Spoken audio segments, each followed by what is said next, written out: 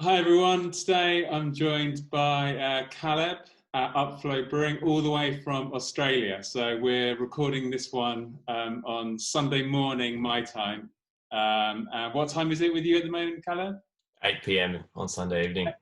8 p.m. on Sunday in Australia, 11 o'clock Sunday morning. Unfortunately, we couldn't do this live on the Friday because it would have been the middle of the night, I guess, on Saturday.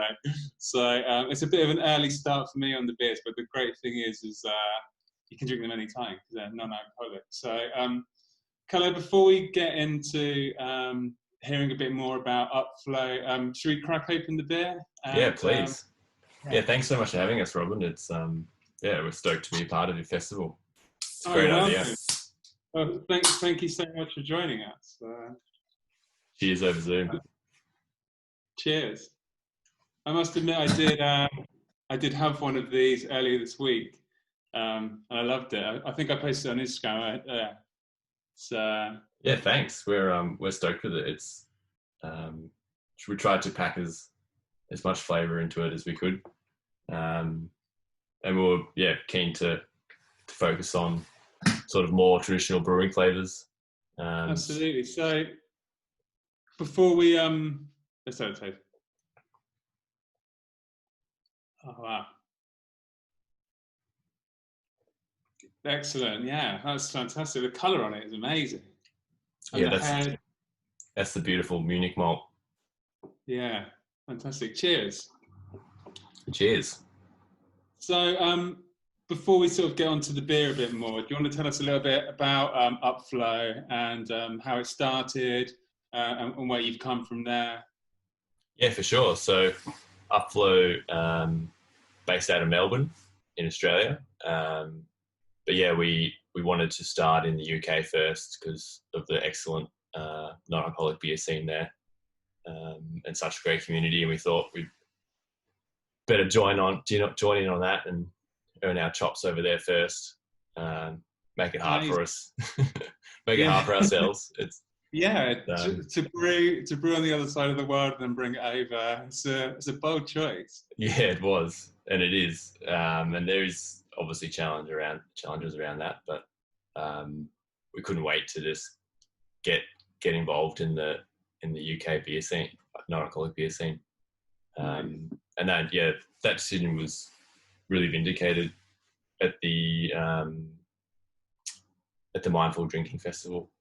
That was my first exposure to the UK NA scene, and it was really inspiring and encouraging. It's an incredible event, isn't it? Yeah, It's, Laura and everybody at Club Soda, they think it's been going for about 3 years now. But yeah, January's event was the biggest it's been, and like we went quite early, and it was already so busy and a real buzz, and it carried on all day. So, yeah, it was heaps of fun. you came over. You came over for that. Yeah, so just to go back a step as well, before I elaborate on that more. The first sort of ideas for Upflow started around 2018 with Julian, who is the other face of Upflow. It was sort of his genius idea. And then, early 2019, we started doing a lot of product development, testing a lot of recipes and processes, which was really fun and really interesting. And like, credit to us, all those early test batches were really successful. So that really inspired us and motivated us to get into it and give it a shot. The first public release was for the Mindful Drinking Festival. Amazing. Ah. So why we all flew over for that. Oh, amazing. Why did you choose the UK market then? What I know you say because of the scene we've got here, but you know that's popular everywhere now. You know, you can see it all over Europe, in America. Why the UK specifically? I think Julian would speak to this better. He's the other face, because he was over there for some other work, and it was just exploring the scene. And yeah, just the experiences he had drinking NA beers there, and meeting the people involved, sort of it really aligned with what we wanted to do.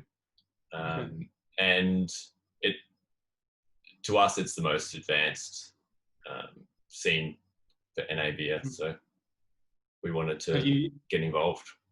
Absolutely, yeah. Well, I would probably say it is. I'm a bit biased, but I'd probably say it is as well. Like, there seems to be new beers coming out all the time, and it's even more amazing when we get people like you coming in and bringing your beers over as well. It just adds to that like vibrancy, and with the local things that we've got going on, and then having all the imports as well. It's amazing. Yeah, and it feels like it was the Mindful Drink Festival was my first exposure, but the community really feels welcoming and generous and kind, and open, and it kind of reminds me a bit of the craft beer scene in general, really. The alcoholic craft beer scene. Just really open people, happy to welcome new players in, and it's not like a really competitive market. It's kind of more sort of, helping each other along. Yeah, I get that feeling as well, definitely. Have you managed to try many other like UK NA beers? Yeah, well, it's funny, like I'm sort of focusing on head of production and beer development and recipe development and stuff. So I felt like I was kind of working in a vacuum a bit at the beginning. Because the only NA beers you could get here at the time were the European, the European big guys. So yeah, I was, developing all these recipes and stuff. Like, oh, these are great. But I didn't really have anything to reference off. Whereas Julian had only just been to the UK, so he had all the other varieties fresh in mind. So being over there for the first time in January for Mindful Drink Festival was great to try all the varieties and the competition, and it was really exciting. That's I should shout out to the Big Drop guys for keeping us hydrated during the festival. weren't you like just across from them? We were right across, and we had some well publicised issues with customs.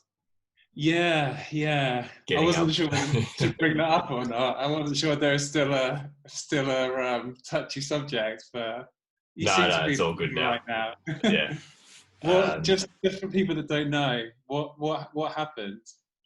There was just some logistical delays. International logistics can be unreliable. Not unreliable, just, there's things that you can't control. And then there was a hold up in customs, and it got there the weekend after. Okay. And you had some, didn't you, for some? Yeah, because by the time I was getting on my flight over, it was obvious that it might not be available for the festival. So I packed as much as I could into suitcases. Good thinking. So yeah, we only had enough to like do tiny little samples for a few hours on one of the days. So yeah, thankful to the other stand holders for keeping us hydrated. Yeah, oh nice. Yeah, like you said, that just goes to show the whole community thing that we've got going on, and it doesn't seem to be, it's not rivalries. It's more everyone wants each other to do well, and I think for sure everyone knows that the better, say, Big Drop do, for instance, then that's going to have a knock-on effect with all the rest of the breweries. So I think that festival really is a great example of that. So should we get on to your beer? So we're drinking the pale ale, aren't we? Yeah. So this is our pale ale. As I mentioned earlier, it's not probably flavors that you would have commonly associate these days with pale ales, as in, especially in Australia, pale ales are associated now with New World hop flavors and lots of fruity flavors and aromas. But this is highlighting more traditional beer flavors from Europe. Lots of Munich malt, which is a real favorite of ours. Because we just love that dry, moorish toastiness that it provides. You really get that, yeah. Almost like a cookie biscuit-like flavor. Yeah. And then it's just paired with classic noble hop varieties. So in this one, we've got Hallertau and SARS. Just a well-balanced, full flavored beer. Absolutely, yeah. And with the color on it is amazing as well. I think that'd be a real surprise to people when they open it. The malt is amazing in it. Yeah, so we use heaps of malt. Because we just want to pack as much flavor into the beer as possible. Definitely. And this is actually a few iterations down on the development. We actually turned it down a bit because we were going a bit overboard in flavor. The early iterations were a lot more intense in hop flavor and bitterness. We just try to bring the drinkability back into it a bit. It's very balanced. Like it's the hops aren't overpowering at all. Like you say, it's nice that you toned it down a bit. And it's the second one I've had in the last couple of days, and it's fantastic. I noticed it's 355 milliliters, isn't it? Is that because that's more than we usually have over here, ever so slightly? Is that a normal size can in Australia then? It's funny you ask, because the standard can in Australia is actually 375. Okay. So you split the difference. So we split the difference a bit. This was the smallest can we could package on the canning line. Okay. The canning line couldn't fit 330 mils. Okay. I think again though, that's like it is something different, it's something unique. You don't see cans like this over here. It's just makes the whole experience that a little bit more enjoyable when you get something a bit different. A bit quirky, a bit different. Yeah, definitely. And so you've got two beers, haven't you? What's your other beer? So the other one is quite similar. It's similar ingredients and same process. It was that was kind of closer to the original recipe that we developed. So that's a lot more forward in hop flavor and aroma. It's got a more pronounced bitterness. They're well worth trying side by side if you can. I think get both of them. Yeah, both of them are available. I think over here we've got Wise Bartender stocking them. I think a couple of others. So you can get both of them over here. But I think this one's a great place to start. Lovely. And the branding as well, it's very cool. Yeah, so the branding is that sort of just playing off the halftone printing process. And each label will be based or is based on an image from Australia. So this one is this image in the background, which is Bondi Beach. Oh, so, nice. Yeah, the two-tone or half-tone, sorry. Awesome. Yeah.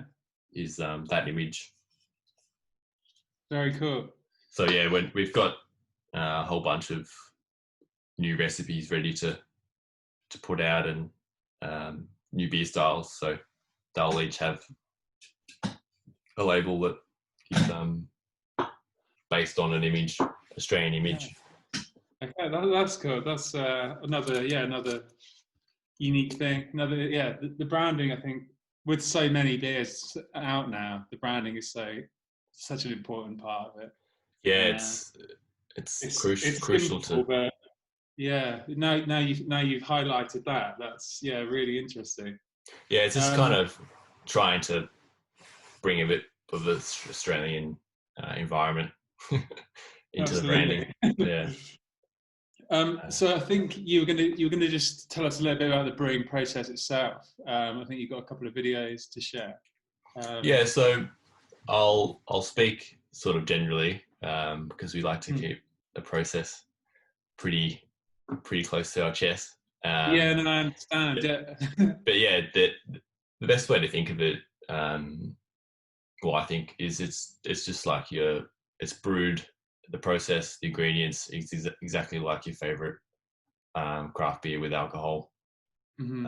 Except yeah, this doesn't have much at all alcohol wise. Yeah, yeah, yeah, But yeah, ingredients the same, process the same.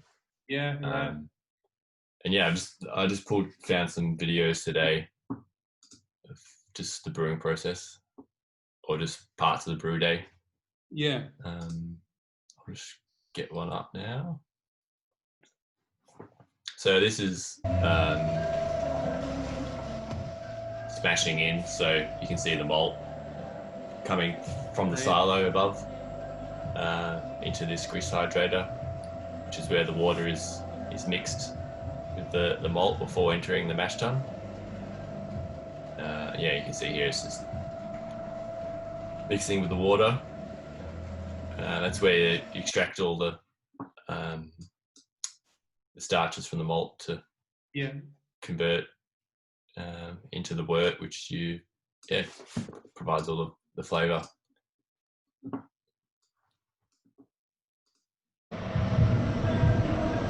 There's hops. So you see here, this is where the wort, the sugary liquid has been um, extracted from the malt. It's Yeah. transferred into this vessel here, which is called a kettle. This is where you boil and add the hops to get hop bitterness and flavour. So you see back here, that's commonly how hops are prepared, sort of Yeah. in a pelletized form, Yeah, yeah, which makes it well just more convenient in the brewing process. yeah. Oh yeah, and just a canning day. Can you see that one? Okay. Yeah, yeah. So yeah, just the empty cans coming down the conveyor. This step here is you pre-purge with carbon dioxide to expel all the oxygen, and then yeah, just the filler heads there, fresh upflow going into the can.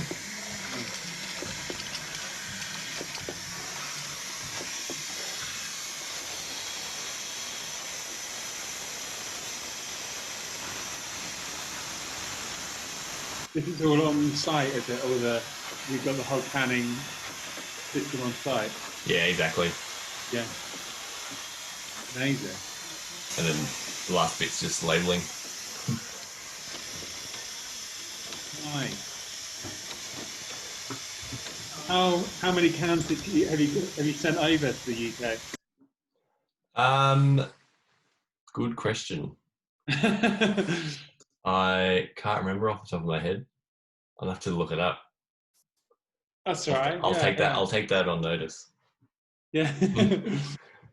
Oh, fantastic! Thank you for sharing that. That's really interesting. You mentioned you had a few previous iterations of it. So, what happened to the older stuff? What happened to the ones that didn't make it? So that was still in the recipe development. So that Okay. was small scale stuff. But yeah, it hasn't all been successful recipe development wise. We have had to um, tip pour beer down the drain. Perfectly good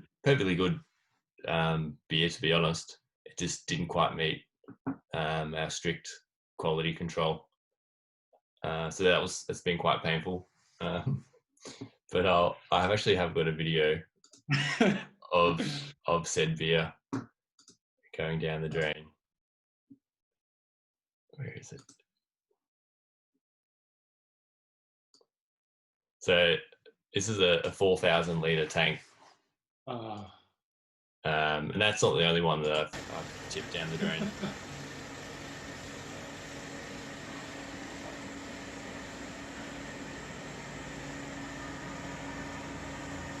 So yeah, this is like ready to can beer, but it's not exactly how we want it. Yeah.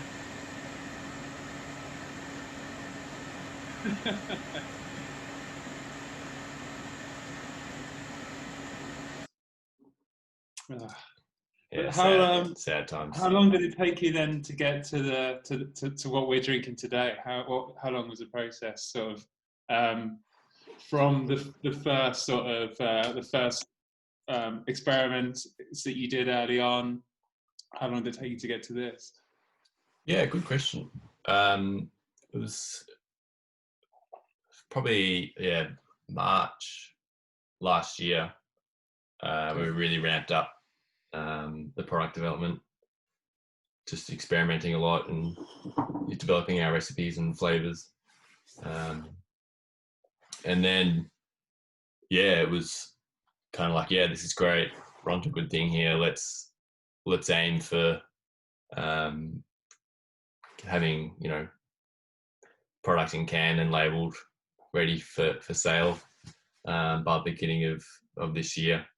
So probably it's less than a year really from product development. And that's amongst doing our day jobs. So I forgot to mention earlier on, like our background.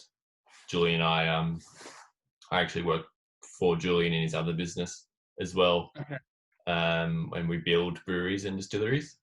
Okay. So we design and install brewing equipment. And we've done over 45 now in Australia over the past 5 years. So day to day, being involved day to day in brewing technology and brewing and engineering and science, it's given us a good background to delve into this. And is that and so I guess that also sort of keeps you up to date with what's going on in Australia as well, craft beer wise, when you're going and you're working with all these different breweries. Yeah, definitely. And it has. I'd be lying if I said it wasn't a motivating factor to sort of give us an alternative to alcoholic beer. I bet you can imagine traveling around Australia, working with brewers every day. Lots of beer gets consumed, and it's exhausting. You're a lot of people I've spoken to over the last sort of year and a half have come from similar sort of backgrounds of like been in the alcohol industry, and then it just becomes too much. Every single meeting you have is beers or whatever, and then you just need an alternative. So well, you're now supplying that alternative. That's amazing. We're not actually available in Australia yet. Okay, right. Yeah, we're working towards that at the moment. So what is there much of a sort of craft? You said before it's mainly imports of non-alcoholic beer. Is there anything really going on in Australia? There is. One of the big local breweries has put out a non-alcoholic beer. Okay. But similar vein to just the traditional mass-produced lager. And there has been a couple of years. There has been a local startup called Sober. Okay. I've seen those guys. Yeah. So they've made really good headways locally, and getting people on board the concept. Grateful for them for the work they've done. Absolutely, that's it. It's it needs someone to start it off, doesn't it? And then you can just roll from there. For sure, and like the feeling amongst, it's anecdotal generally, but the feeling amongst the community in Australia is that opinions are changing and more receptive to the idea. Oh, brilliant. So yeah, we can't wait to have an offering here as well shortly. Yeah. Excellent. Oh, good luck with it all. It's Thanks. really, really exciting. Thank you so much for speaking to me today. Been a pleasure. Thank you. This is pre-recorded, but sure people will have lots of questions and stuff. But I'll direct them onto your Instagram and everything, Twitter and stuff. So how can we reach you? Yeah, so you can find us on Instagram at Upflow Brewing UK. And then on Facebook, it's Upflow Brewing Co. And yeah, if you're welcome to, also upflowbrewing.com is our website. So yeah, please get in touch if you have any questions. Apologize for not being available live for the festival. No, so not at all. Thank you so much. Honestly, it's been a pleasure. It's makes it truly international now. Now we've done this. Yeah, for sure. And yeah, thanks so much for including us. It's a great thing you've done. It's a great idea. Cheers. Well, yeah, I'll hopefully get to see you in person sometime soon. And that'd be great. Cool. All right. Well, take care, Caleb. Thank you. Thanks so much, Robin. Cheers.